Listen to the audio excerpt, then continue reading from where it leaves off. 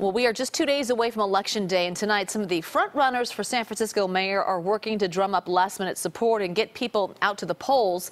Night Beat's Vazquez has more. Hi, I'm London Breed. I'm running for mayor. How are you? 2 days before the election, the candidates for San Francisco mayor are working hard to get out the vote. This is a change campaign. Would you like that? We spoke with 4 of the 8 candidates tonight. They say they are spending their remaining hours listening to voters, both in person and on the phone. What are voters telling you just 2 days before the election? Well, there's still voters that are undecided. They're doing research. I guess they're cramming last minute for the finals. The candidates are hoping their stands on the issues will drive voters out to the polls. From Angela Aliotto's promise to revamp the sanctuary city laws to exclude felons. Well, I mean, but you know, that's common sense, actually. Very common sense at uncommon times, you know? It's just like, why is anybody protecting felons? That was pretty hard to believe.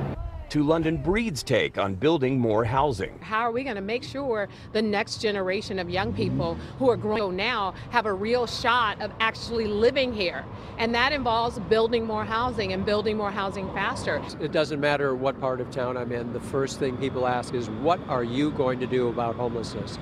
Everyone recognizes it's out of control. It's not working for anybody. We just have to double the number of manual street cleaners. Homelessness and housing and street cleaning are the issues that come up the most often. And they also just want to see a mayor that's going to be committed to addressing those issues and, and fight for our city. Despite their differences on the issues, all the candidates I spoke to have one thing in common 2 days before the election. They're hoping the undecided voters don't decide to stay home on Election Day.